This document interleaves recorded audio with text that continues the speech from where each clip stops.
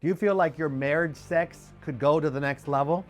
Maybe you want to be more intimate with your wife, but she's not responding how you want her to.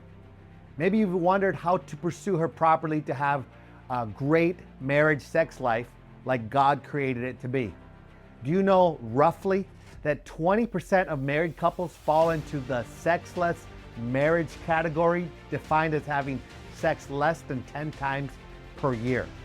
Now, sexual intimacy is a cornerstone of a healthy marriage, yet some couples face challenges in this area. That's why we are talking about it today at The Bottom Line. And in this episode, we're going to explore common marriage struggles, share how you can grow in sex in marriage, and offer practical tips to enhance sexual intimacy in your marriage. So if you've ever felt that your marital sex life could improve, this conversation is for you. We'll also be covering the giant wave of celebrities and famous people turning to Jesus, plus much more. So let's get right into the episode. All right, let's get started. So We're back. all right, so it's a brand new year. This is the first of the episode. So the last few days in Kansas City, we had a major snowfall. So we've been kind of stuck in the house. In the house playing poker. A lot of poker, Shoveling. movies, eating, no exercise. Yeah. It's been sucky and good at the same time. Kind of felt a little relaxing for sure. Yeah. So, any New Year's resolutions you guys have? New Year's resolution. I have a couple. For me, as I'm doing MMA, I want to do one fight this year. Really? So after maybe 3-4 months of Don't training, tell that to your mom. after maybe 3-4 months of training, I want to start at least talking or training for a fight. Yeah. And then Once you get really punched in the face, you might reconsider that. But yeah. Nah, I'm definitely doing it. I might not do like an MMA one. I might do boxing. Okay. Because those guys are just absolutely elite with their kicks, and I just don't know how to do that yet. So, but they're just like, I'm just like, dude, I'm gonna die. So I think that's one for me, and then my business to boom probably. Yeah. And you're getting married. And you're getting married June 6th. Oh, yeah, That's a and- big one. And wait, what's our topic for today? I guess We're gonna be talking about sex. So today. let's bring it back to my New Year's resolution. Like, I'll be losing it. Consummation. Consummation is on the New Year's resolution this year. halfway through the year. Yeah, through June the year. 6th, June 6th. What about you? New Year's? roughly. New Year's resolution. One would say yes, business, grow. We have like some business goals that we have for our own business. Personally, I told Hannah this will be my fittest year ever. Told her, look out. How'd you start so far? Pretty good. Pretty good. Really? Yeah. Like, obviously at Christmas, I was more chill eating, but it's not 2025. But yeah, fitness, and then I've been trying to do a book a month. So every month I try to read a whole book, but that would be a couple. But yeah, what about you? That's good.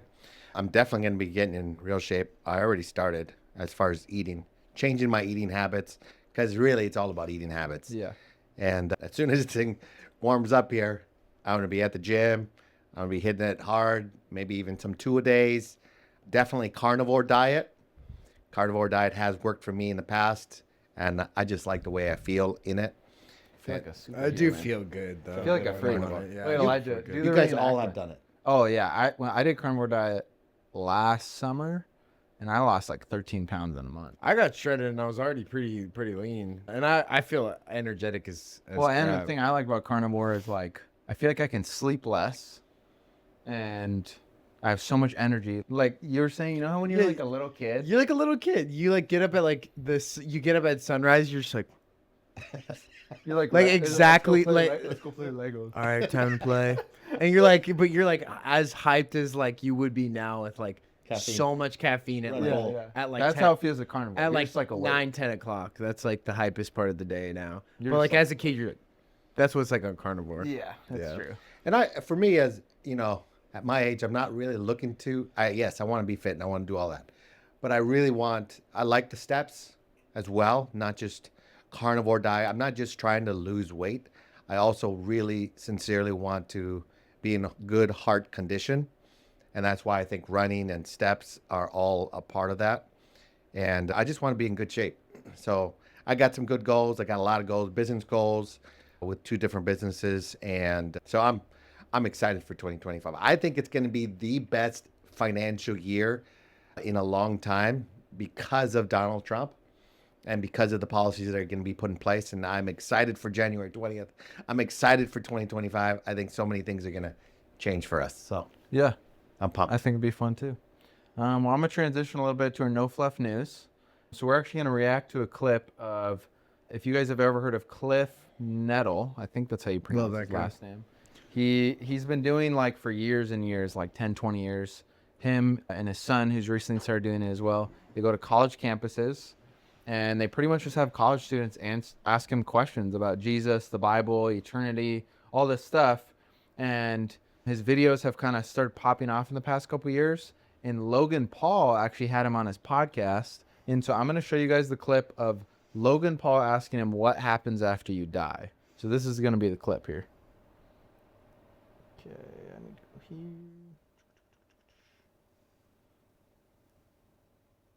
Have you been ever challenged, because I know you guys go on college campuses a lot and just open invite to just talk about the Bible. Have you ever been challenged with some sort of scientific explanation about what happens after you die? I have a theory, but I'd like that answer. I'm big on NDEs. I think you're a little slower on near-death experiences. What are NDEs? Is it something you sign so that you can't talk about your experience? Yeah, basically. NDAs. It's so the near-death experiences is you basically pass into unconsciousness. You're flatlined. Yep. But Duke has done this comprehensive study, which is crazy. Like again, I thought NDEs were just ridiculous early on, but now there's like 300 peer-reviewed articles where someone has left their body, they flatlined, and they've actually gone down the hall and read a medical chart. Then they revive and explain exactly what that chart says. And this is a Duke. This is not like, some Near-death experiences. hokey, exactly. Documented near-death experiences that are fascinating, where people often describe a similar experience. What is when you say similar, what is the commonality between the multitudes of those NDEs that have happened?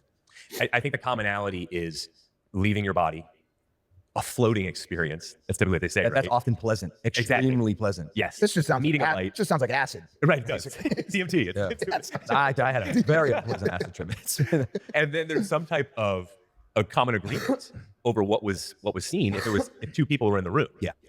So it sounds like you've heard more as well. I just watched the unexplained William Shatner near-death experiences on Netflix. but no, it's fascinating. And I believe there's also a study that was conducted where there was like an observable amount of energy that leaves the body after someone passes away. Is that the soul potentially?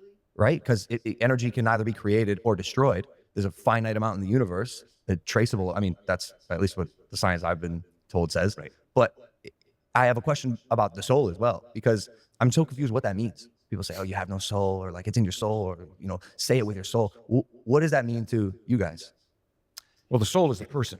The soul is the real you, the real me. At the point in which they are presently? Mm-hmm. You have a soul, I believe. I have a soul. We all have souls, which means we have personhood, which means you're not just a complex biochemical reaction. I mean, think about it. If there is no God, you and I are simply robots. Flesh puppets. Exactly. Yeah. That's all we are. And it's really fascinating to listen to an atheist, a secularist, a materialist insist, oh, no, there's more to us than that. Really? Sorry. If there is no creator who creates us, then we are matter and energy evolved to a higher order. That's good to hard science, which means there's no soul, there's no you, there's no me. There's a complex chemical reaction in our brains that we call ourselves, but that's an illusion because the real you is simply a chemical reaction. Now, my experience of life says that's baloney. My experience of life says there is a real you. That's why I hold you responsible for the way you treat your mother, your friend, because I don't think you have to do what you do because you've been chemically programmed. Instead, you're a human being created in the image of God with a soul, which means a free will, the ability to love or to hate, the ability to forgive or seek revenge. You have a rational mind. You don't have to think a certain way. You don't have to believe something. You choose to. Well, the only way that can be real is if there is more to you than your complex chemical reactions. There's got to be a soul, a you, a me. But a me and a you is partially made up of our human experience. Exactly. So how much does a human experience play into what your soul becomes? You bet. All right, so if my dad had been an alcoholic, and you ask me, Cliff, why are you an alcoholic? And I say, well, because my dad was an alcoholic. And then I've got 5 younger siblings, none of whom are alcoholics, and you ask them, well, why are you not alcoholics? And they say, because my dad was an alcoholic. See, what we're getting at is, yes, we're all influenced by the environment we grew up in, no question about it. But then we choose what we're going to do with that environment. And I can choose to use my dad being an alcoholic to justify me being an alcoholic, or I can say, you know something? I'm never going to touch a drop of alcohol because my dad was an alcoholic, and I saw how destructive it was in his life. So we're still free, Although we're influenced by our environment, but we're free. I don't have to love you. I can hate your guts. I don't have to forgive you. I can seek revenge. I don't have to do either. Based on what you guys believe, is the essence of the soul the deciding factor upon whether a person goes to heaven or hell? No. Or what is the decision making? You and I will go to heaven because we choose to live our lives together with God. Sure about me, bro? The comments are going crazy right now. Jesus promises you, Logan, eternal life if you put your faith in him. Okay. And his resurrection from the dead points to him being reliable. He's not a quack. I mean, if Jesus had said, I'm going to die and then rise from the dead, and if he wouldn't have pulled it off, I would not believe it. But the fact that he died and then rose from the dead historically is solid evidence that he indeed is reliable. If you die and rise from the dead, I promise to listen very carefully to everything you have to say. Jesus died, rose from the dead. That's why it's a no-brainer. You got to take him seriously. Okay, so we just saw the clip. I want to ask you guys, based on what Cliff was saying on after-death experiences, what happens after you die, what do you guys think? Start with you. Well, I like the way he broke it down, asking questions about the soul. So I'll even kind of expand on some of the things that he mentioned. But first of all, last year, I think it was last year, a movie came out called Afterlife. After death. After Death, that's what it was called. Yep. And I went, I think it was me and Justice that went, and I loved it so much that I took the whole family. I wanted the whole family to look at it. I saw the most real thing that I've ever experienced, that I've ever seen after we die. And they came back to life, most of those accounts, and they were able to talk about those experiences after they died. And they came back to life. They resuscitated. And it was so real. It was so legit that I also started seeing God a little bit differently, because a lot of those people, they didn't really believe in God. But they came. Some were like half in, half out. Oh, a lot of them are atheists. Some didn't even believe in God. They're full But atheists. at some point in their life, when they were 4 or 5 years old, they believed in God in Sunday school, or they prayed something in Sunday school. Oh, like one crazy story was there was an atheist guy who was married. He was on vacation in Europe with his wife, and his stomach lining exploded. And so he had stomach acid leaking into his organs, like burning him alive. He was in extreme pain. Like dying. So He was would dying. go to the hospital. He's in the hospital for like 8 hours because they're in this small little town in, I think it was like Italy or something. There's no real doctors. There's only nurses. So they couldn't help him. And it was the weekend. And he's just sitting there like wailing. And then he literally dies. And he wakes up And he sees his wife at the end of the bed. crying. And then everything's like a different color. Like he said, it was kind of like a sepia. And his senses were enhanced, as most Yeah. people's experience. Like And he the said- colors. Yeah, he said like his fingertips, he could feel everything. Like he said everything was so bright and he could look. And then he looks in the hallway and the hallway's like dark and there's no light. And so he's like, oh, I'll go tell the doctor I don't need help anymore. I feel fine. And he like felt like his stomach didn't hurt anymore. So he goes out and then he looks and there's like a cloaked figure at the end of the hall. And he's like, hey, like I don't need the doctor anymore. Like I feel good now. And the figure's like, oh, we've been waiting for you. Just come with us. And then the door behind him shuts. And he goes with them. Well, and he realized he can't go back in that room. He doesn't have the option in his mind. So he goes with the cloaked figure. He starts walking, and then more cloaked figures come around him. And then he's like, how long, like in his mind, he's like, how long is this hospital? Are we even in the hospital anymore? And they keep walking, and then It gets darker and it gets- darker. and there's no light. And then there's other people around him walking with the cloaked figures. And then the cloaked figures start cussing at him, like Beating him up. beating him up. They started tearing his arms off, poking his eyes. And then he remembers, he had a memory of he was sleeping and when he was like 5. And whenever he would get scared, he would ask Jesus to make him not scared. And so then he remembered that thought and then he calls for Jesus. Like he's screaming for Jesus for like 5 minutes. And then a light comes and like sucks him up. And he has a conversation with Jesus for what he says, like feels like 3 years, but it was like hours.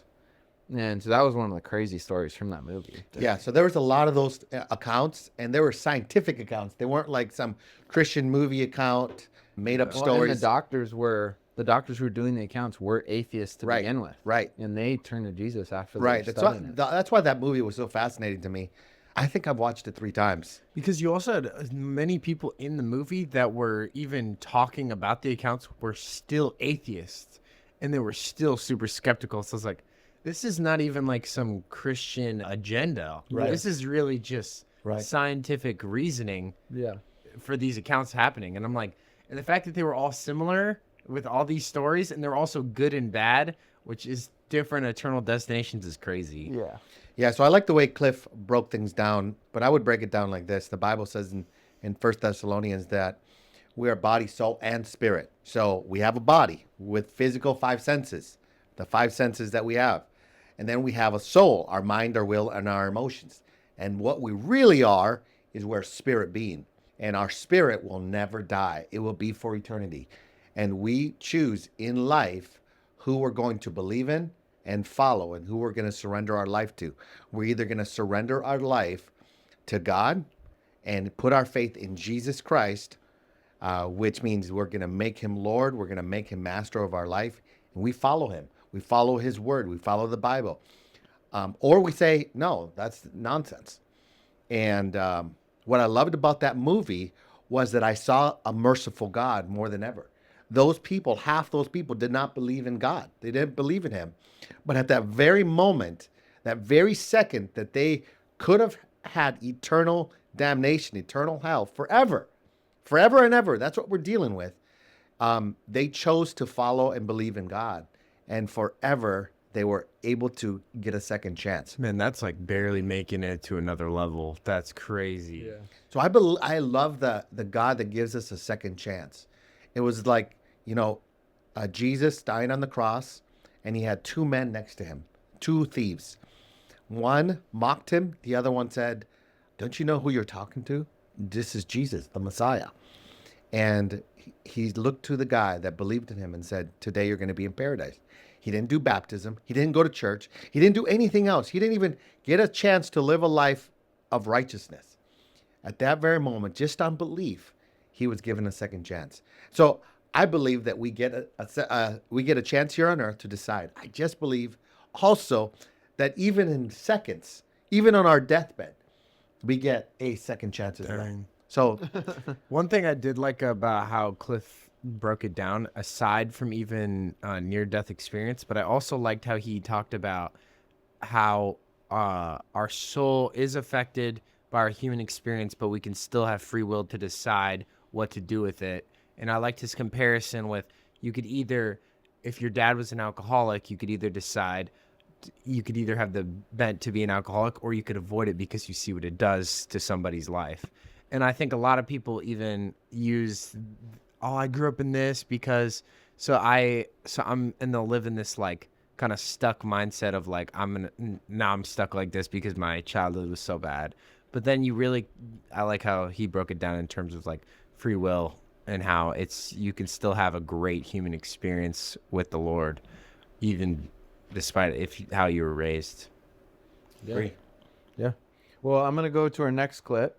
So we have a clip. You're actually the one that showed me it. I don't know a ton about the clip, to be honest. in the educational system, they've been trying to get kids with psychologists and with doctors, trying to get kids to decide based on questions and curiosity and putting themselves into a position where they have to get their body parts removed. They get drugs, hormone therapy put in them. So if they're a boy, if they're a boy, they transition into a girl. If they're a girl, transition into a boy, and getting body parts removed at the exact same time. And what they do is they position the parents, if the parents are involved in any way, they position the parents and they tell them this lie, that if you do, the child is actually wondering this, they're having suicidal thoughts, and if they don't transition, they could commit suicide. So obviously the parent, the dad, feels bad about it. They feel terrible about this whole scenario, and they give permission to have that treatment done, which is really removing their body parts and therapy. It's terrible. It's sad. And so this is a story of Elon Musk having this done to one of his sons. The so-called gender-affirming care, which is a terrible euphemism. That's for sure. It's really a child sterilization is what it should be. No, there's mutilation too. mutilation. Yeah, well, we want to make sure that that amalgam is Fair enough. It's child mutilation and sterilization. under the guise of gender-affirming care and compassion. Right. Right. I can't. It's evil. Literally I think can't it's evil. imagine anything worse than that. Yes, it's evil. I mean, you're taking kids who are obviously often far below the age of consent. Yep. Confused, miserable. Yes, the reality is that almost every child goes through some kind of identity crisis. It's part of puberty. Exactly, it's just part of growing up. So it's very possible for adults to manipulate children into are having a natural identity crisis into believing that they are the wrong gender. Yep. Absolutely. And that they need to be the other gender, or they need to be a boy, or one needs to be a girl, and that will solve all their problems. And that will solve their problems, and then they give them sterilizing drugs, which are called also a misnomer, puberty blocker. These are sterilization drugs, so they can never have children again. Yeah. They can have double mastectomies, mutilation. Have their forearms stripped to build non-functioning penises. Yeah, it's macabre. I mean, we have an age of consent for a reason. That the reason you can't get, say, tattoos below age 18, or drink, or drive. There are ages at which you can do things, because if we allow children to take permanent actions when they're 10, 12, 14 years old, they will do things that they subsequently greatly regret. Yes, I've interviewed a couple of people who've done exactly that, and it's pretty damn painful. So I think during. Why are you willing to make this an issue, do you think? Well, it sort of like the happened to issue. It happened to one of my older boys, where I was essentially tricked into signing documents for one of my older boys, Xavier. This was before I had really any understanding of what was going on, and we had COVID going on, and so there was a lot of confusion. I was told, Xavier might commit suicide if he. That was a lie right from the outset. No reliable clinician ever believed that. There was never any evidence for that. And also, if there's a higher suicide rate, the reason is because of the underlying depression and anxiety, and not because of the gender dysphoria. And every goddamn clinician knows that too. And they're too cowardly to come out and say it. Right? And so and then we end up in exactly, when I saw that lie start to propagate, it just made the hair on the back of my neck stand up. It's like, I see. So you're telling parents that unless they agree to this radical transformation, that their children are going to die, and you think that's moral, and you think that's true. That is so pathological that it's almost incomprehensible. I can't imagine anything worse. I can't imagine the therapist doing anything worse than that, or sitting by idly and remaining silent while his colleagues are doing it. It's pathetic. It's incredibly evil, and I agree with you that people that have been promoting this should go to prison. So that's the shocking part. This video is really shocking. And he's only giving us a viewpoint of what's actually been taking place. And it happened to him personally. That's why he went so aggressive in the election. That's why he went so aggressive on what's taking place right now. And it's way beyond free speech. Yeah. It's, for some reason, this woke movement is trying to take a hold of our kids at the most vulnerable moment. And parents should be involved, heavily involved, and they're trying to remove parents in this. And doctors are involved in this too. Like, what? You're supposed to help people, and you know that this is a terrible situation.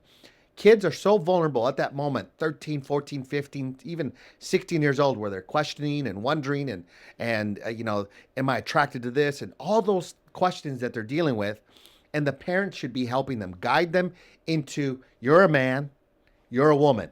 Yeah. Period. Helping them in that direction. That doesn't mean that you actually give them permission to get neutered. Yeah. Or to get their body parts removed, or to get therapy done, hormone therapy. This is terrible. It's one of the craziest things that I'm seeing, and I'm just hoping it gets literally stopped completely, because this is a money thing. Yeah. This is a money machine here. And, psychologists and medical doctors are partnering together for this. And it's one of the craziest things that we're seeing. And I can't believe we're even talking about it. Yeah. And I would say, like, even me, I got 3 boys, and one of them is about to go to school in 2 years. And even thinking about, like, the stuff that I had to be prepared for growing up in school, it was more just like bullying and that kind of stuff. Now it's like I have to talk to my kids about, like, oh, this is homosexuality. This is how you have to deal with this and this worldview, and how people are going to talk about this. Like, in the next 10 years, all that stuff and the worldviews, like, the kids are going to have to be prepared to know what they actually believe in in the next 10, 15 years.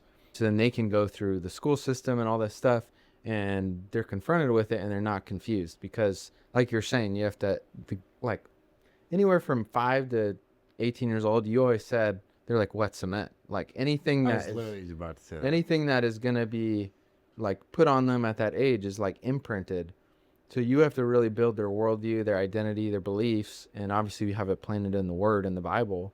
So then they're able to actually go through that season of life without confusion, and you honestly helping them. But yeah, that's what I'd say about that. I mean, that's, I mean, just like you were saying, I was about to make that same point about how like if you get a kid in the developmental stage, Yeah. they're like wet cement. They're still, that human experience is still going on that is going to impact them in their adult years. Yeah. And they can't confuse adults after they're already grown. They're not going after adults. They're going after kids. Yeah. They're going after adults, but you can't confuse a lot of adults. Yeah. They're already developed. They got raised in a different generation, but they're going after these little kids that still think Santa Claus is a thing. Yeah. Okay. You can't confuse an adult, but you can confuse a little kid. And I think that's probably the most annoying thing about the thing that makes me the most mad is that these kids are super vulnerable. They'll trust anybody. Yeah. And then they trust these stupid people that are making money to making them. Well, who do you think is making the money off the hormone therapy? Like, who's making those products? So then you can just give it to these struggling kids because they need it. But then you're just making a ton of money off the hormone therapy. Like, Yeah. Because it's not, when you do hormone therapy, it is not just a one-time their thing. whole life. It's for the rest of their life they're going to be doing that. Yeah. And so it is It's the ultimate monthly subscription. it is. Honestly. Because they can't even survive without it. Yeah. So this is a terrible, terrible thing that's going on. And I hope this gets stopped. I hope the government actually puts some laws around this so that no one can ever betray and violate children ever again. Because this got to stop. Yeah. All right. So we're going to transition to the heart of the content today. We're going to be talking about sex and marriage. Yep. Real taboo subject. But I think this is going to be really helpful, not just to new guys, new husbands, but also this is going to be in the context of marriage. So we're not going to be talking about sex before marriage or adultery or anything like that. We're going to be talking about how to grow in sexual intimacy in your marriage. So that's going to be the context of the conversation today. And I think this is an important one because I was asking like a bunch of guys like my age who are married. I was like, if we were to talk about something, I said, give me a few topics. And literally like 2 or 3 of them said the same thing, like marriage, sex. And I was like, yeah, that makes sense. Like, I can't think of any good conversations or good speakers or anyone talking about marriage and sex. Like, you've always talked about the Creflo Dollar teaching you watching you're like 20. And I was like, I've never seen anything like that. There's nothing like that around ever to listen to. So that's why I think this would be an important one. But yeah. Yeah, so when I was 20 years old, or 19, I think, I watched a video, newly married. It was from a preacher who was also a medical doctor. Yeah. And so he gave a talk on this for like 2 hours. I bought back in the day it was VHS. So I bought the VHS. I watched it a million times. And then I gave it to friends who were newly married. Gave it to my brother. Like, this is going to be, it was a game changer. Stuff I'd never heard of before. And so I'm going to be talking on some of those things, not from a medical standpoint. Yeah. I'm not the authority figure when it comes to all that stuff. But we're going to be talking about, like, if I was talking to a new married guy, how can you grow in sexual intimacy with your spouse? That's what I'm going to talk about. So first of all, sex is like a thermometer, but also like a thermostat. Yeah. So it's really going to show you, sex is really showing you, how do you do conflict resolution in your marriage? Because what a lot of guys don't know is that sex is not just sexual pleasure. Yeah. It's a conversation. And it's not just your body. And it's not just your body, yes. And I can go into it in a deep way like that, or the purpose of sex. I'm not going to fully go into all those details, but it's a thermometer and a thermostat. You can turn up the heat if you want to, or you can trim it down if you want to. And it's based on how the culture of your home, how the culture of your marriage is. And it's all based on the conversation that you're having. So before sex and after sex, the pregame. You know, I call it the pregame, but it's foreplay. Okay, so if your foreplay sucks, you're gonna have bad sex. And are you talking about like immediately before or the day leading up? I'm talking about, in fact, the way the culture of the whole month has been going. Because let's look at it like this. Sex, women look at sex as they're doing it for connection. That's why a woman can actually have sex with a man that they don't care about, because they're actually looking for connection. But a man does it for pleasure and they get connected. And I was telling you that. Yeah, you were. So they get connected based on sex. So sex brings us together in marriage. You know, dopamine is released as soon as ejaculation happens. I hate that word, but whatever. As soon as that happens, you get connected to your spouse or to that person. Yeah.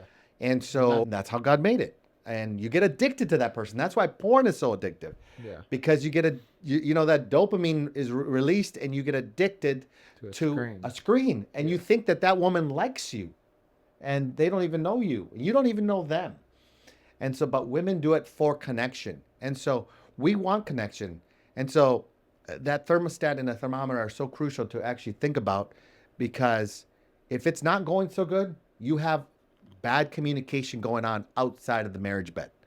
And so how you resolve conflict, how you talk to let's break it down. Okay. So I put some things down that are going to help bring context, and that's going to help. So first of all, God made sex, number one, for connection. And I'm going to go into that further. God made sex for pleasure. If it wasn't fun, we wouldn't be doing it. If it wasn't fun, the media wouldn't always be promoting it. It's fun.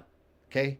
And for some reason in Christian circles, sex is viewed, it's not talked about in church or anything else. Yeah. We're not talking about it, and it's almost like bad. Shh, don't talk about it. It's evil. It's almost in the same realm as money. Yes, it's evil. Don't talk about it. When the world is talking about it, media is talking about it. It's everywhere. Everybody's doing it. Like everywhere, on every screen, on every movie, on every song. It's everywhere. Yeah. So I don't know why we're not talking about it when it's such a big deal in front of us all the time. So it's for connection. It's for pleasure. It's for serving. Yeah. And I'm going to break that down. It's for serving. What does that mean? Because a lot of times we don't view it like that. It's also for multiplication. We get kids out of this. It's a blessing. Yeah. Okay. So now let me break down some things that I think are important to view. Women's 5 sexual needs. Okay. The first one would be affirmation. I just giggled. So it's for affirmation. He's about to consummate in a few months. He is. It's not married yet. June 6th. So it's for affirmation. That means that you're affirming who she is. It's surprising to me that guys don't tell their wives that they're beautiful, that they're pretty, or what body part they find attractive. They should be constantly doing that nonstop, because a woman wants to be affirmed in that way. And not just for her beauty, but also for what she does. Wow, you did that. Wow, you did that. Wow, that's amazing. Thank you for doing that. They just want to be affirmed in that. Guys do too, but not as much as women. Number 2, for connection. What does that mean? It means that they want attention. Women want attention. Your wife wants attention. So if you're not giving her attention and all of a sudden you want to turn up the heat right now, and you haven't paid attention to her all week long, you haven't paid attention to her all day long, and all of a sudden you want some tonight, you're not going to get some. Or it's just going to be sucky. She just feels like she's being used. Right. Yeah. But guys don't think like that at all. Yeah. I thought we were married, and I thought that's what you do. Well, and even to bring some context, like, because growing up, I feel like guys, what are mostly told in Christian circles with sex, it's like, oh, never have sex your whole life. Don't do it. It's evil. And then once you get married, just have a ton of sex. And then that's kind of all Christian guys are told. Right. Your entire life. Right. And so that's why we got to talk about it. They don't even know what to do to have it. Yeah. So if you're not thinking about connection, you're going to have a sucky sex life. Number 3 would be non-sexual touches. So non-sexual touches, man, you could even flirt with this alone. So if you want to have a special weekend, if you want to have a special night, and you're not doing non-sexual touches, meaning you're just walking in the kitchen and you touch her, but for no reason, you're giving her a peck, on the cheek, this is no big deal. Like there's no strings attached. Right. In your mind. No strings attached, touching. Yes. So it's not for sex. It's just, I love you. Yeah. That's all you're doing with that. It's not complicated. But here's why this is so important. I'm going to tell you, I'm going to just go to the jugular. I'm going to get to the bottom line. Hey. Porn and masturbation are prepping guys to have quickies. You're telling me this. So porn and masturbation are prepping guys because you're doing it hidden, you're doing it private, you're doing it by yourself, and you're doing it as fast as possible. Sex in marriage should not be as fast as possible. Now, can you have a quickie? Yeah, have a quickie. But that's not where connection's really going to happen. That's not where you're actually going to tell her how much you love her, how much you love her body, and vice versa. I know some of this stuff can be uncomfortable or funny, but your goal should be this. Your goal should be, how do I build her up? How do I build this moment that, how can it be 3-4 hour experience instead of... Dang. That's a long time. Yeah, it is a long time. Instead of a 10-15 minute experience. So you could tell her I love her in 3-4 hours, or you could actually just say it in 10 minutes, which maybe not even in 10 minutes, maybe 3 minutes. And that sucks, to be honest with you. It sucks. It's not a great thing. So non-sexual touch is crucial, and also sexual intimacy, spiritual intimacy, sorry.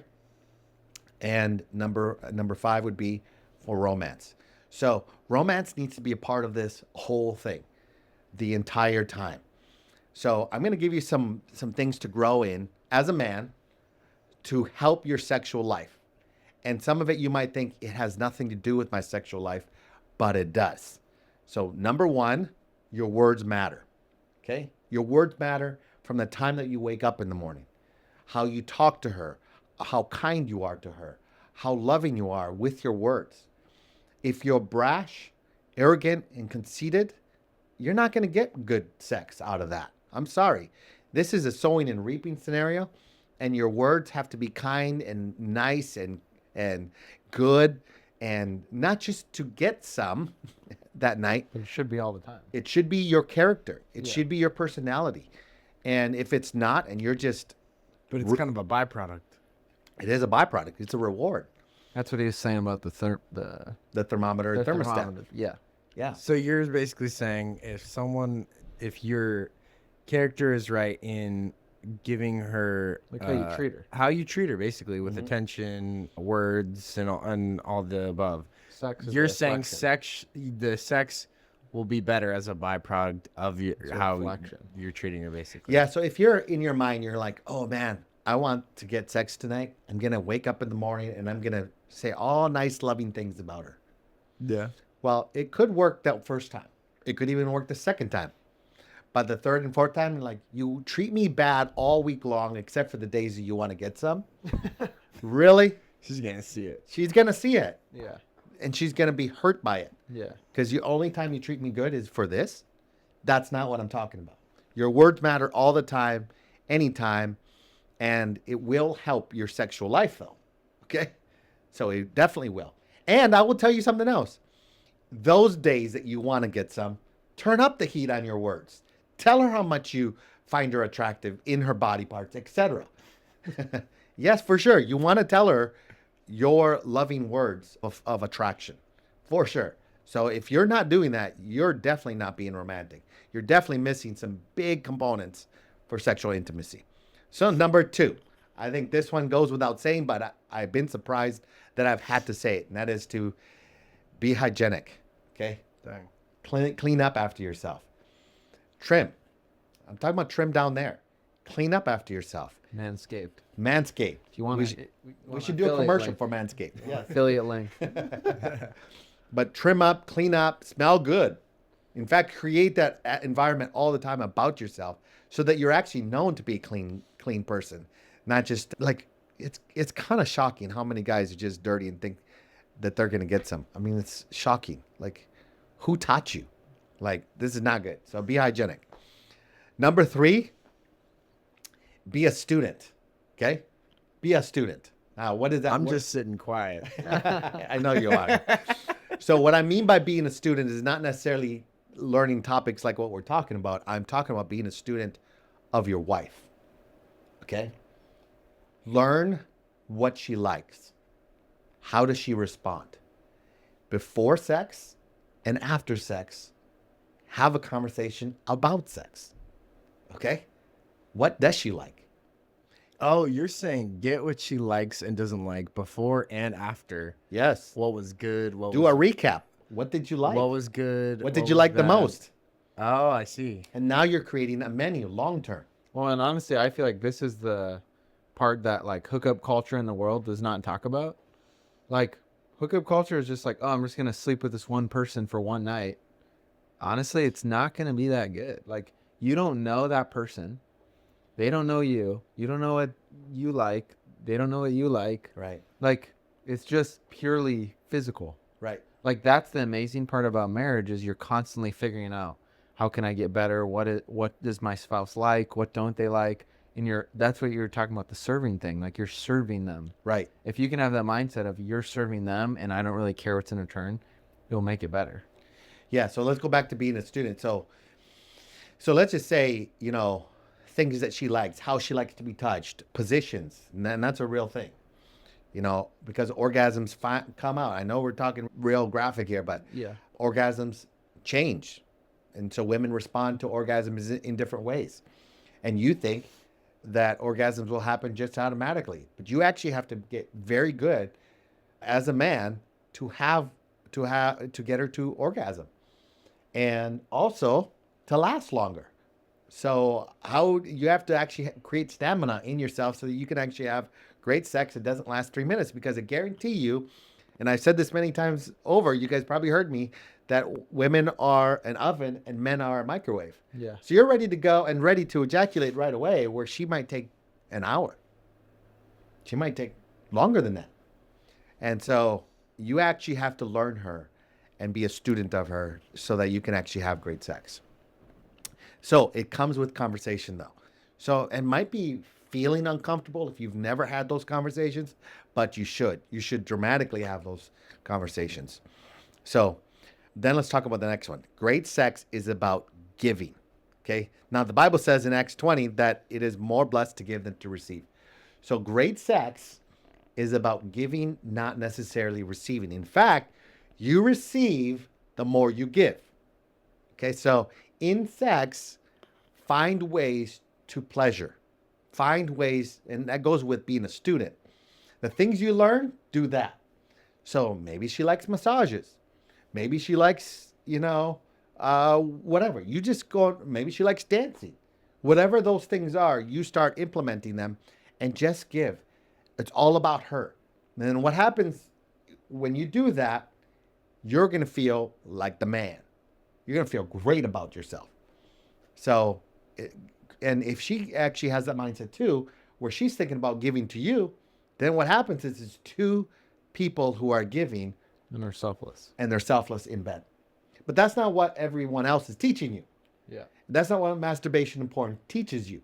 So it's so counterintuitive to do it God's way, which is all about giving in bed. Okay, so the next one that I would say, it's all about knowing. It goes with being a learner, but I love this idea that Adam and Eve were naked without shame. Okay, they were naked without shame. And that's the type of knowing that you want. Every person in the planet, they want to be known and they want to know. I'm going to say that again. They want to be known for all their weaknesses, all their failures, and all their strengths. All the good things too. The good, the bad, the ugly. They want to be committed to someone that knows all the good, the bad, the ugly, and vice versa. And if you can get there, you're going to have great sexual intimacy, great pleasure, because you know them and they know you. So let me go to the next one. Any thoughts so far? No, We're good? Keep going. The next one would be the bed chamber. And so I called it the bed chamber. And what I mean by that is when you have kids, So the first year, couple years of marriage, and there's no kids around, you're good to go. It's a playground, okay? But Any time of day. any time of day, any place of the day, right? Yeah. But when you start having kids, and you have responsibilities, you have mortgage, you have payments, you have Tired. you're tired, you have kids, she's tired. How do you do this? Well, I'm going to make some suggestions. So having a bed chamber means that your bedroom becomes like a hotel. Your bedroom becomes like a retreat. So whatever floats your boat, you want to create that. So first of all, Like you're talking about the atmosphere, like make it relaxing. make it relaxing. If you have a workspace in there, get rid of it. If you have, obviously your living quarters should be there, your bed and all that stuff. But what about other things that she might like? What about other things that you guys want to create? Yeah. So seating area, maybe you don't have the space, but maybe if you do, create a place that you guys can hang out so that you're eating together, having, dessert together. If you like massages, have a massage table. Create an environment in your bedroom conducive for sex. Okay? So that kids aren't welcomed. They're not here. Sleep train your kids Sleep train your kids. so they're not in the bed with you. Yes, that's true. This is good helpful. stuff. It is very Because helpful. I've talked to dads, That it's makes like, sense. it's like, bro, you went in 6 months. It's like all your kids sleeping in your bed. It's like, that's insane. Yes. That's wild. And very challenging. yes. So your sexual intimacy is definitely going to be hurt. But also spend some money for the date night in your bedroom. What I mean by that is like, make it look good. Make it feel good. Okay, wait, I gotta tell a funny story about this. Okay. Okay, growing up, you would always be like, growing up, you would be like, okay, guys, I'm gonna pay whoever amount of money in Twizzlers and money or whatever. Just get a bunch of snacks. Get a bunch of snacks. Pizza, No, he would get us all this stuff. movies. And then he would tell us to get our mom and dad's room ready. He'd give us candles. And we would go light candles in mom and dad's room and stuff. We're like, oh, we like made your band did candles. I'm just like a little kid, think I'm cleaning their room, making it smell good. Surprising mom. And then he'd be like, go downstairs, watch your movie, have whatever you want. Don't come upstairs. Don't go upstairs and you have a broken leg. Mom, really? We just want mom to enjoy her surprise. Keep going. I don't remember. That would literally Can you just happen. keep us downstairs with the snacks? Come upstairs only for emergencies. Unless there's blood. Very special Unless surprise. there's blood or a broken bone. That would It's literally true. happen. It's so funny. Okay, keep going. Put the TV with the fireplace on. No, he literally did that. Yes, it's true. So funny. So you want to create an environment that is actually enjoyable for the next 2, 3, 4 hours. Okay, bed chamber, and then number 8 would be date regularly. That you might need to get a babysitter and all that stuff, but it's worth it. It's a great investment. If you think that you're just gonna have sex and have a great sex life without these components, you're missing out in a big way. So what you're saying is set up your room in a way that is relaxing and nice and romantic and even sexy, I guess. But then also have regular dates. Yep. Then also connect with her with your words, with your attention, and with your time, and even take out a couple other components like kids with sleep training, with a couple other things. And Well, and I've even heard of this cool rule. It's called the 2-2-2 rule. So every 2 weeks, do a date, like just for dinner or something. Every 2 months, do a weekend, and every 2 years, do a week-long trip. So obviously, like if you're like me and Hannah, we've been having kids. Like we had 3 kids in 4 years. So like we've been pretty good at mostly just doing a date every week, where we just get a sitter. It's usually Bella or Justice or mom and dad. yeah. But just plan it, and it's even in our budget. Like we have it in our budget. So like if you plan all that stuff, it makes it a lot easier than just being like, oh, we should do a date, and then you do it like once every 3 months. But yeah. That's what I'd say. So I'm realizing is all this stuff is, yes, it's like preparing to have good sex, but it's also to have a great relationship. Yeah. And then the sex is the overflow is what I'm hearing. Yes. Exactly right. Okay. Yeah. So, and then dressing for each other. What does she like how you dress, and vice versa. Even for those special nights. I know it sounds funny, but even underwear and lingerie and all that stuff, that actually matters. So that no one else is enjoying, but you guys together. And so make it a priority. All this is about making your relationship a priority so that you can connect with each other, but also have great sexual intimacy. So, foreplay, all that, the foreplay should last a couple hours, not just, 5 minutes. You're saying that as a regular. Yeah. Now, I'm not saying that every sexual encounter needs 2-hour foreplay. That's not what I'm saying. But it should be at least the norm-ish. Well, I would say at least 50% of the time, there should be good, strong foreplay. Okay. And what I mean by foreplay is, you're connected. Because remember, a woman wants to be connected. Now, you're not, I want to always preface say, we're not doing this so that we can actually get some, but this will be an overflow. So, foreplay is about words. Foreplay is about flirting. Foreplay is about dancing, massaging. That's what I'm saying. Now, if you're doing massages every single week, that might get boring. Yeah. So you don't want to be boring. So you got to always find out what she likes, what she would like, maybe what you guys would like to try together. So all that, maybe today you're just going to do feet massages, not back massages. Okay? Are you going to use the water and the stones and all that stuff? Maybe today you're just going to paint her nails. I don't know. I'm just making it up. Yeah. But you're not making it about you. You're making it about her. Mix it with words, with some snacks, with some strawberries and chocolate, some drinks. You're talking cooking. about you're definitely cooking.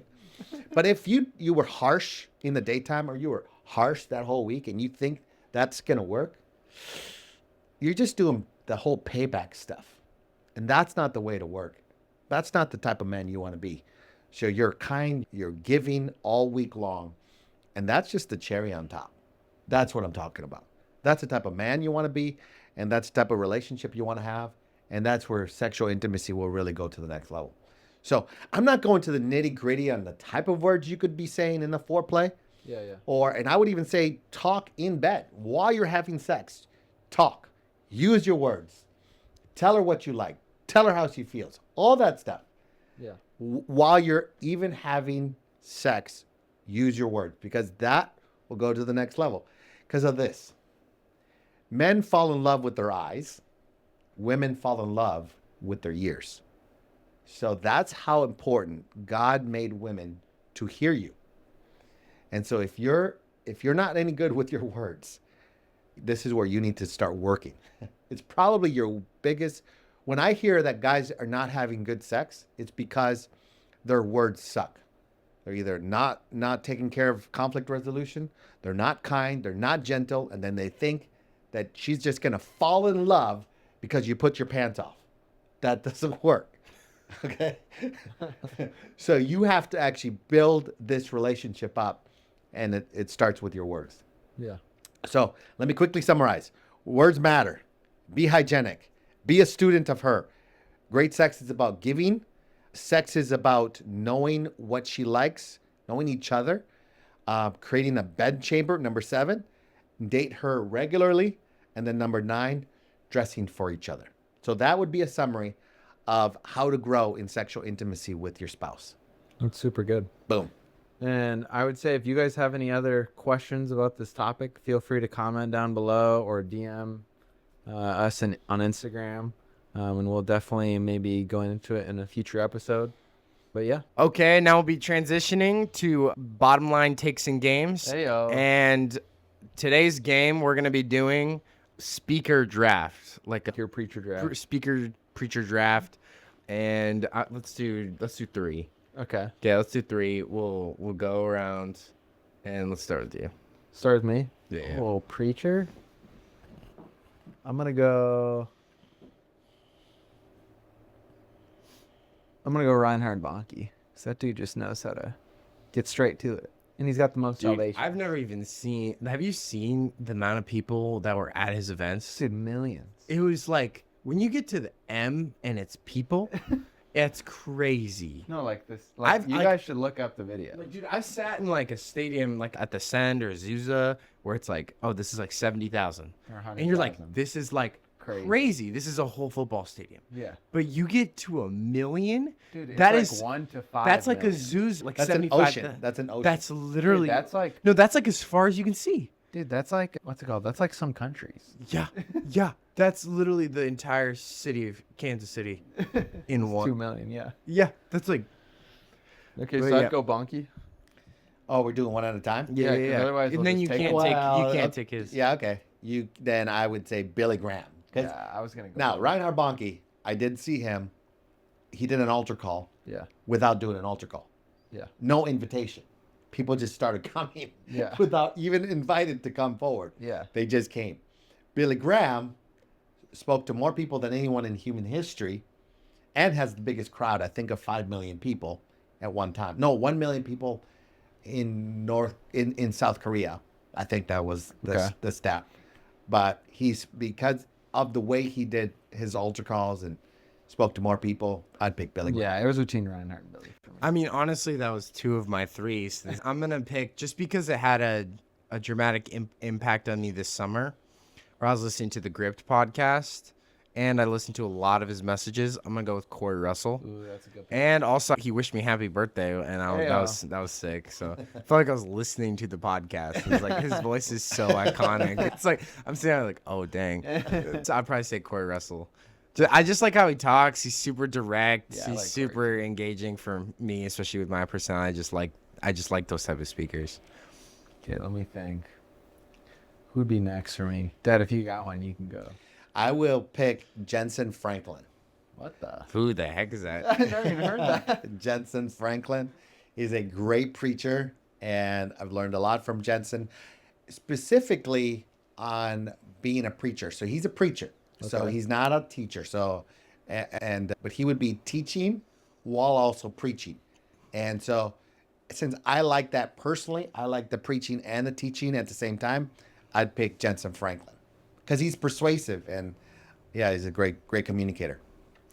I think obviously, I've been in his circle before, which is I'm gonna pick Dave Sliker, just because I've listened to his message and I like the way he communicates. He is pretty much I find his communication super clear and it's super accurate to exactly what he's saying, and I think he's attentive to the words he's saying. So I'm gonna say Dave Sliker. I like the way he communicates. Okay, I'm gonna go with my gonna second. John Bevere. Love John Bevere. Love John Bevere, especially his Fear of the Lord stuff. I like a lot of stuff with his family. Just super solid all around. I just like his life, dude. Oh, yeah, I just like the way he decided to live. He's in ministry. He does stuff with his kids. He does podcasts. He does all his stuff. I agree. He's done with. it right. I'm like, there's little influencers that I see where I'm like, I pretty much agree with everything he says. pretty much 100%. Well, pretty much 100%. I don't even think I've found something I disagree with. So I'm like, I think John Bevere is such a good one. So I got Reinhard Bonnke, John Bevere. Bill Johnson. So that's my 3. So who's your 3? So Bill Johnson. Okay. So I picked Billy Graham, Jensen Franklin, and Bill Johnson. Bill Johnson's a circular preacher. So he brings a point and he doesn't weave. Like a weave like Donald Trump. I weave it, I just bring it back. He does a terrible job at communicating. But anyways, I do like the Bill Johnson where he starts a point and he hooks you in, but he brings it back around towards the end. And I like that. And I think it's very hard to do. And I really like that type of preaching. You know, he's got a lot of great wisdom embedded all through his messages. So I like Bill Johnson a lot. I'll go with my 3rd. Sneaky pick. I'm going Peter. Literally did. Peter, bro. He literally had some of the best messages of all time. Sermon on the Mount. Bible. Yeah. Sermon on the Mount. You could just be like, Jesus. No. I can't Dude, be Jesus. Peter. Dude, Acts 2. Dude. Do a speaker preacher. That's what we're doing. Peter, he gets so distraught. What's your 3rd? Oh, Lou Engle. Okay. I'm going Lou Engle. Wow, he's got Corey and Lou. Dude, I just like those guys that are just they're just fireballs. And he's this old. He's still getting his cardio in, just sitting down. He's getting his ab work. Yeah. He's doing his neck. No, but dude Like is Mike like, Tyson. I just like how he's been dialed in on getting revival for his entire life. Yeah, and I'm just like, it's true. he's intense. So I like the intensity from him. So Sweet. well, I mean that's all three. So what was everybody's? Okay, so I got Reinhard Bonnke, Peter, and John Bevere. And I got Bill Johnson, Jensen Franklin, and Billy Graham. I had Bill. Wait, who did I have? I had Lou Corey Engle, Russell. Corey Russell, Dave Slyker. Okay. Now we'll be talking about our myth. So the myth today is going to be, is it bad to want to be wealthy as a Christian? The desire to have money. Okay. I wanted to do this because I think you guys have a lot to say on this, and I've heard a lot of you. Okay. Well, first of all, I feel like similar with the sex talk, like a lot of Christians just don't talk about money because they feel like it's like, I don't know, like for some reason it's evil. But the Bible says the verse that a lot of people go off is the root of all evil is the love of money. I might be saying it backwards. The love of money is the root of all kinds of evil. Of all kinds of evil. Yeah. But if you fully dissect that verse, it's the love of money. It's not money. Money in itself is just a tool. Like, it's just a currency. Yeah. And so there's a difference between loving money and just using it as a tool. And so is it evil for a Christian to want wealth? No, because God says we should be stewards. We should want to be successful. If I go through my whole life and I'm poor, I can't feed my kids, I'm struggling through life, I can't live where I want to live, that's not stewarding what I have. I'm not stewarding my family. So I think it's more evil to think in a poverty mentality of being like, oh, I'm just going to barely have enough to get by. I think that's So then even I can selfish suffer towards through your life. kids. And I'm your good wife. enough just for me. I feel like another key part about this is, especially in Christian circles, there's this mindset of like, I always hear like, oh, I need to give back, or like, oh, I need to return the favor. That in itself is honestly a communist type socialism mindset where it's like, I'm taking from somebody. Why do you have to give back if you didn't take it? Yeah, I didn't take it. Like, I worked for this. I was creative. I made a business. I worked a job for a long And you're not time. referring to tithing. You're just talking. I'm purely just thinking of like when they say that saying, like that in itself is a poverty mindset. And it's almost like a pious mindset, like Catholic Church going back to. And That's actually where this mindset came from. Oh, I Piety. definitely want you to talk Yes. about this So because I remember. I won't go too deep in it, but it's all about piety. So, yes. you know, when the Catholic Church kind of married Christians, Yeah. that's when this whole And thing. when did that happen? This happened with Yeah. Romans, the Roman Oh, Empire, seriously. and Constantine. Yeah. So that's when what it was. Constantine came in the picture, he put all these things. He put priests. There was no priest before. Yeah. It was every home had house groups, and all of a sudden, Even the Acts church was all home church. home churches. Yeah. And then all of a sudden, he wanted to control, and so instead of trying to create something, he just says, "Well, you can't." He supposedly became a Christian, so he put all these things in place, including Sunday, Monday, Tuesday, Wednesday, Thursday, Friday, Saturday, the names of the week. That all came from him. Easter, Christmas, that all came from Constantine. Yeah. And piety became the idea of you be poor so that the church can be rich. So it's all about the church. It's not necessarily about me. So let's not talk about money. Money is wicked. The church is good. Money is not good. Wealthy people, they're wicked too. And it's still here today. If you see superhero movies, Every bad guy's rich. every bad guy's rich. And so this all is piety. Yeah. So it's not good, it's bad. And we've looked at money as bad for so long. But It's like subconsciously you believe it. right. And I didn't even realize it till I think it was actually the book Trashman and the Cashman that like blew my world in this whole thinking where he just broke down what the Bible actually says about money and how to view it. Right. Yeah, so I'll just do two little points on how to view money properly. Number one would be in the book of Genesis. In the book of Genesis, there's two major accounts that give us, and anytime you see it first in the Bible, this is how it's supposed to be forever. Because God is the same yesterday, today, and Not forever. yes, and also there's a rule of first. Anytime you see it first, it sets the precedence for everything else. So Like it's the original purpose. it's the original purpose. So there's male and female, bottom line. Yeah. Okay. There's husband and wife, bottom line. Yeah. The bottom line, right? And money, gold, which is the essence of money currently today, currency was made on the 8th day. Yeah. So on 7 days, God created everything else, and he said it was good. Then he created gold. And you put it in the ground. And he put it in the ground, and he said it's good. Okay, so that's the precedence that money is good. Now, why did he have to have gold if that's an exchange that we do? There was no stores. There was no need for an exchange. But he put it in the garden, and he said it was good. That's number one. Number two is Abraham, the father of the faith, was, the Bible says in Genesis 13, and I grabbed it right now, says that he was very rich, very wealthy in livestock, in silver, and in gold. So not only did the Bible say that he was very rich, very wealthy, so wealthy that his employees were bigger than other countries. Okay, and went to war. His employees went to war against other countries and won. That's how rich he was. And how rich was he? He was so rich, he had cattle, silver, and gold. So he wasn't just like prosperous in health. He wasn't just prosperous in marriage. He wasn't just prosperous in relationships with children, but in money. That's the father of faith. And if God did that in the beginning, in the book of Genesis, that's actually our viewpoint of money. That we should actually have that. God's people should actually have that. And it should be a part of our lives. Yeah. So poverty is not good. We can't do anything with money. The kingdom of God can't do anything without money. So money needs to be a part of our lives. So what we need to learn is business. A good view of money, a good view of taxes, a good view of debt, good view of investments, and a good view of understanding the market and how to bring value to the market so that we can actually have wealth. Yeah. That's what my viewpoint on wealth. Well, I was talking to Mom, and she brought up something interesting where it was like, because you'll have people's viewpoints of like, it'll be the support raising lifestyle, which I'm not against the support raising lifestyle at all. I've done it.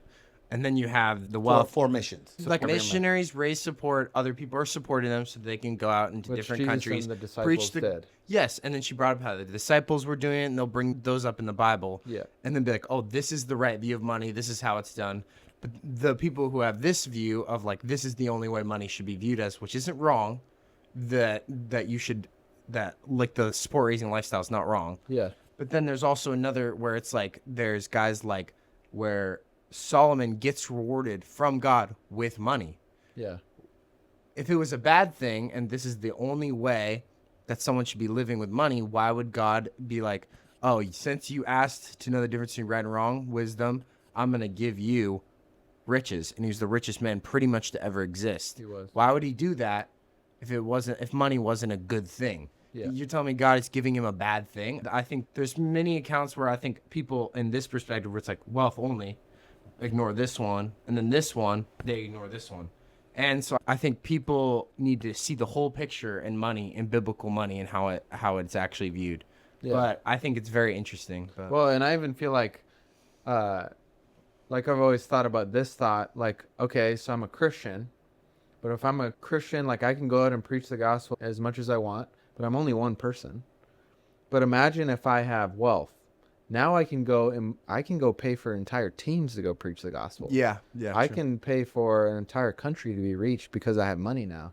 Like there's nothing more powerful than a Christian who also has money, because now it's God's kingdom being pushed instead of Satan's kingdom. Like, why do you think through the history Satan wants to twist the lie that money is bad? It's then Christians are not the ones with money.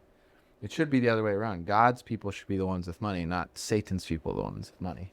That's another way to think about it. Yeah, and I think a really good view of money when it comes to, yes, I want to have money. Yes, I want to have wealth. Yeah. Yes, Christians can do more with money. And God wants us to be wealthy. I do believe that. Yeah.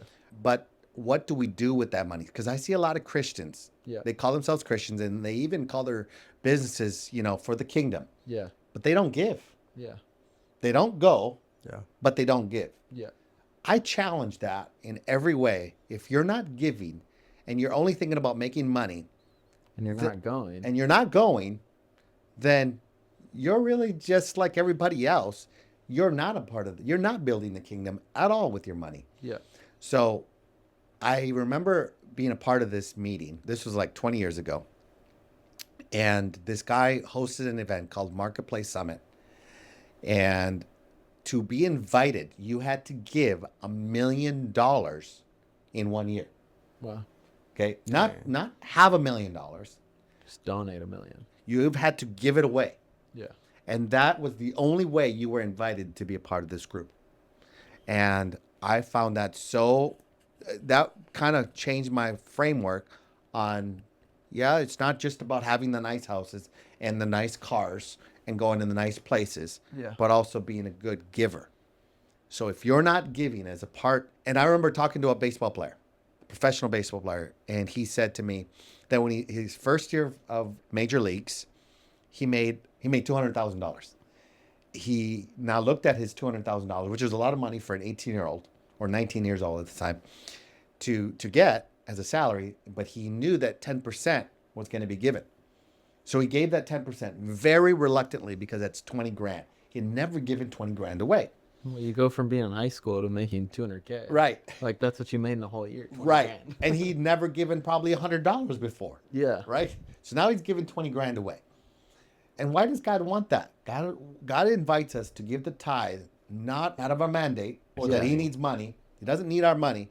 It's for our heart. He wants our heart. So giving 10% is giving your first and your best means I give you my heart, God, and I give it to you first. Yeah. Before everybody else, before even the IRS, I give you my first.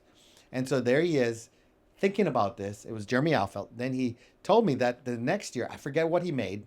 Let's just say he made $500,000 new contract because I don't remember these numbers. Yeah. But, he was going to give $250,000, that he was going to give $50,000. Yeah. 10%. And he struggled with that again. But he knew that if he doesn't give when he has little, then he's not going to give when he has much. So he ended up, because I didn't ask him, did you give when you got the $9 million contract? But stewarding it when you have little. You'll be able to steward the pattern because God had your heart first when you had very little so that when you had much, you were able to give much more. Yeah. And that's actually what giving does. So it's not just about having wealth. I love that idea. Yep. I love building businesses, but also I want to be a giver. Giver to my family and a giver to people that I see in need, but also to missions into the kingdom with no strings attached, that I can't control them. Because I've seen that too. I'm going to give to that group and I want this thing done on my behalf. That's his control. Yeah. So I'm saying no strings attached. So I have so much more to say on this, and I think we could have a longer discussion on this. But I think the view money is good. Not just that money is neutral. Yeah. But that money is good. Because you used to think it was neutral, where it was neither good or bad. It's Right. just whose hands it's in. Yeah. Right. But you're saying it's a good thing. It's a good thing, and it should be stewarded good, and it can be stewarded good. Yeah. And God wants us to have it. Yeah. That was good. Yeah, guys. Well, hope you have a good rest of your day. Feel free to share this with any of your guy friends who you feel like could be growing more in sexual intimacy or need to change on mindset and money. Or if you just want to share with someone because you like the content, subscribe, share this with anybody, and hope you guys have a good rest of your day. See you later.